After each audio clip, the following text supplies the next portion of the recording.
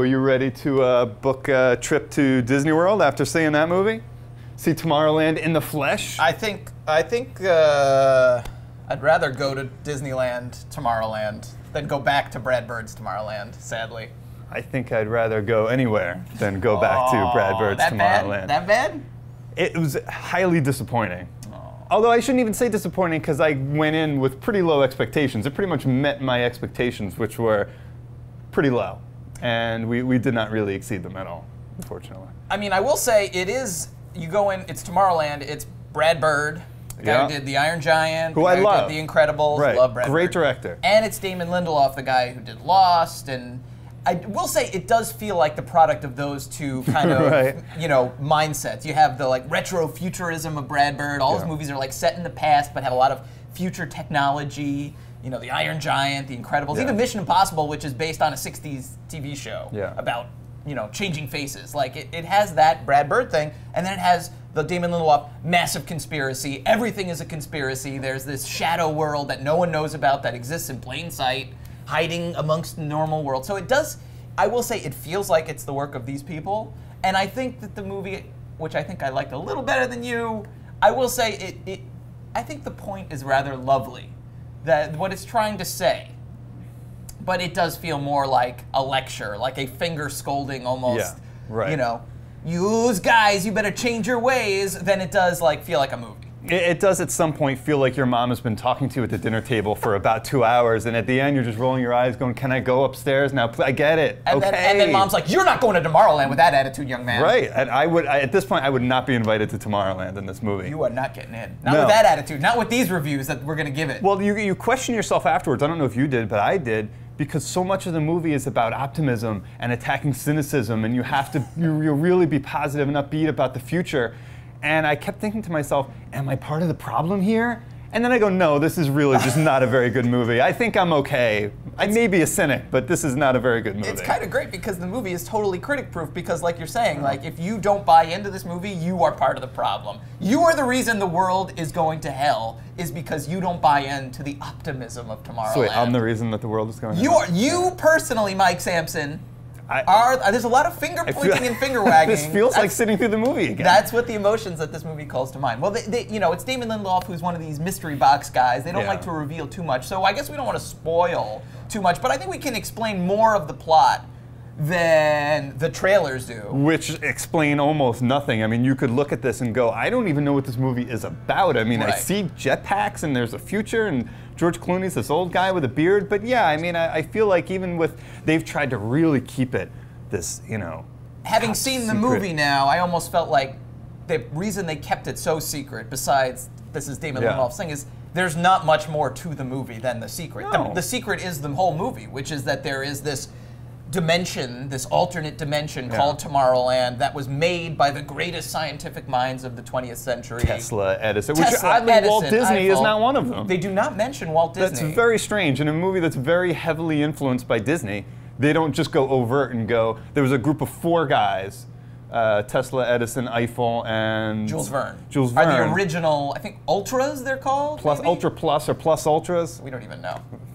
Yeah. Very elaborate mythology here right. that people are constantly asking questions about and people are constantly explaining while running around and in the middle of laser battles. Who are these people? What are they doing? Why do we care? There's a lot of, it's one of those movies where there's a, you know, a special chosen one who doesn't understand what's happening around them and has to be constantly explained everything that's going on. They should have focused less on the backstory and more on the actual story. There's so much backstory, and then the Samson Slam. The story is just non-existent. So yeah, I mean, they're trying to keep everybody, you know, spoilers. Even before the movie, we saw somebody came out and said, please, you know, we want to preserve the mystery. Right. There is no mystery to this movie. Spoiler alert. There's no mystery. We could tell you the entire plot of this movie and it would make no difference. Nothing happens that is, you know, really preserving at all. Right. And if all your movie has is the mystery, and once you watch it, there's nothing more to get out of it, you're in big trouble. And I think this movie is in trouble. So yeah, the basic premise though is George Clooney's character as a young boy, Frank Walker, I believe. Who knows? He's a little boy and he's an inventor and he comes to the 1964 World's Fair, a real thing where Walt Disney had this whole pavilion set up, and he brings his invention, which is a jetpack, which even though it doesn't work perfectly, I'm like, a 12-year-old boy made a jetpack. That's pretty impressive. Hugh Laurie is the judge of this invention contest that he shows the jetpack to, and he's like, "Fair, what else you got?" He doesn't care at all. Not impressed. Not impressed that a 12-year-old has built a jetpack. And he kind of kicks him out, but then this little girl named Athena comes and finds him after he's kind of sitting there dejected that his jetpack didn't pass muster, and she says, "Take this Tomorrowland pin, which you've seen probably in the trailers, and just follow behind us into the It's a Small World pavilion," which again, it's a real ride at Disneyland, and it was at this 1964 World's Fair. And the idea is that this It's a Small World pavilion, the ride, is actually a portal to this other dimension named Tomorrowland, built by the greatest scientific minds of the 20th century. And having been on the real It's a Small World, the punishment of enduring that song is not worth the trip to Tomorrowland, if you ask me. That's just my 2 cents. Sometimes when you're riding that ride, you wish you could be ported to another dimension. Take me away, George Clooney. They won't stop singing. The dolls won't stop singing. So then, jump to Todayland, 2015. And Britt Robertson plays another sort of young genius inventor.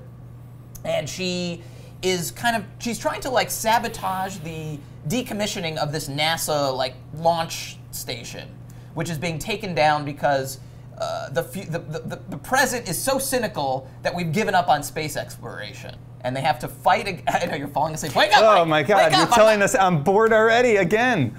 Yeah, it's a lot of explanation. Yeah, right. Let's move on. Right. There's just so much here that is just neat. And as you're telling this, I'm thinking about even the stuff you're leaving out, which I'm is leaving like out a lot. this is the condensed version, and it's even this is like kind of boring and turgid. Like there's just so much needless, gobbledygook in this movie.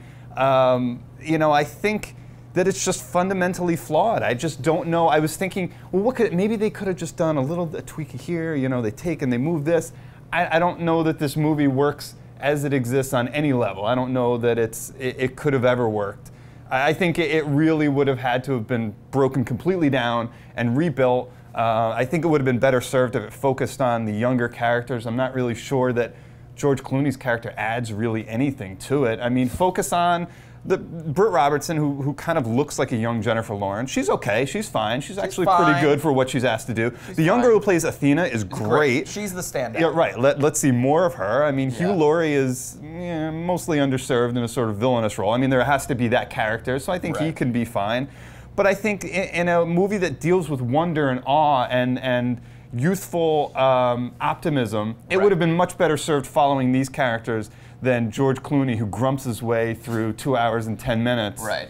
And you're just like not really even fully invested in his character. And really, for preserve the spoilers, literally the first scene in the movie tells you what's going to happen. It's a flashback kind of sequence. The first scene of the movie is the end of the movie, so you're like, oh, okay. Like, I kind of know what's going to be playing out throughout the rest of this movie. Yeah, I think Brad Bird might have a point about popular culture, but I think that's all he has here. He has a point, he doesn't have a movie. He's just got, it's a lecture, right? And the point that there is, and I don't think this is really a spoiler per se, and if it is, we're saving you $12, would be that popular culture has grown so cynical that it's essentially like poisoning the world, right?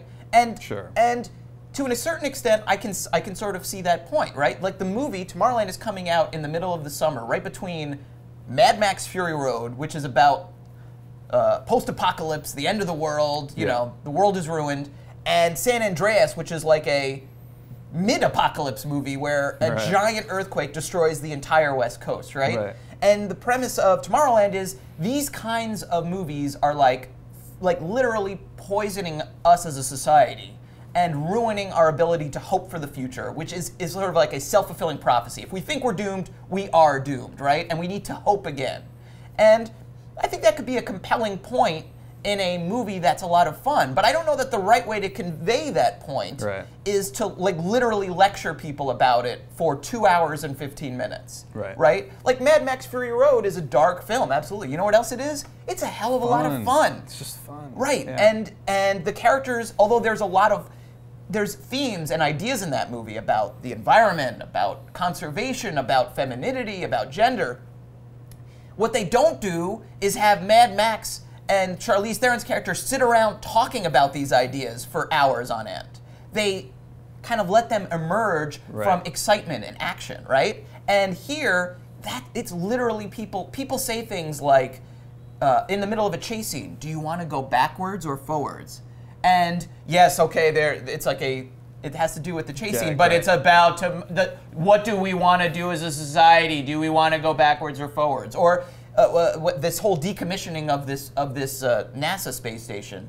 The girl says, why are they doing this? And the father says something like, because believing in ideas are hard and it's easier just to give up. Like, who talks? No one talks like this. Even magical robots from alternate dimensions don't talk like this. And it's just so didactic. Even though the Tomorrowland of Walt Disney World or Disneyland isn't really present in the movie, I do think, in a weird way, it's almost more of an adaptation of like the emotion of Tomorrowland that a kid feels when they go there for the first time and they're overwhelmed, than it is like an adaptation of a theme park. Right. Like, it has that in it, but the thing is, Walt Disney would never have made a movie this like scolding, I feel like. You know, like he's like the spoonful of sugar makes the medicine go down guy, right?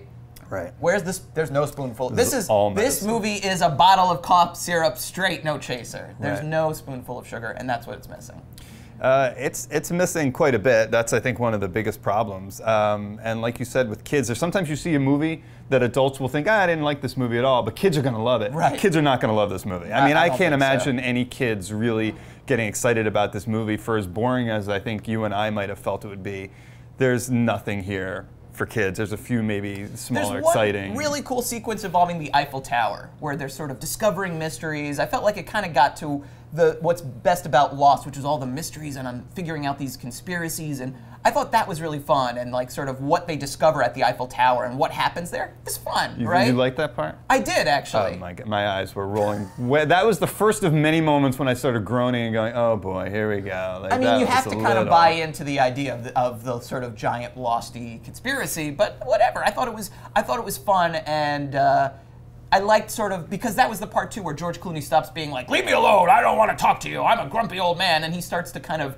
get excited about going back to Tomorrowland. So I found sort of his enthusiasm a little bit infectious. But yeah, a lot of the rest of it is just people like this, sitting around talking and explaining things, and it's just not very exciting. So I think we can kind of wrap things up, right? Unless you want to keep yelling. Yeah, right. I mean, about otherwise we're just falling into the same trap as this movie. Yeah, let's not do that. So if we were going to rank the movie on a scale of 1 to 10, 1 being like It's a Small World and 10 being Space Mountain, right? Where do you fall on this one? I'm going with a 3, which I know that was my gut reaction. I thought it might be a little harsh, but I slept on it, thought about it, and I'm holding strong. No, not harsh. Not harsh. Accurate. No. Yes, I believe it is accurate. It is. I just think that it just was. It started out strong, completely unraveled, and by the end, I just didn't. You know, I was actively rolling my eyes at the end and laughing at the movie, not with it, which is never a good sign at the end. So no, not a good sign. I would give it a 5. I'd give it a certain amount of credit for Brad Bird having a lot of ambition, having some ideas. You know, it's a big movie, probably $100 million or whatever they spent on it. And it is not a movie about whiz-bang explosions, thoughtless, just, you know, munch your popcorn, sit there and let this movie wash over you. It has ambition and ideas. That's arguably all it has. It's all ambition and all ideas and no kind of entertainment value, which is sort of the problem. Yeah. But I give it a certain amount of respect, begrudging or otherwise, for going for it, right? You could make a Tomorrowland movie that was just an advertisement for the theme park. And this is, I don't think that this is that. This is a really idealistic kind of, like, it doesn't even really want to entertain people. It wants to inspire you.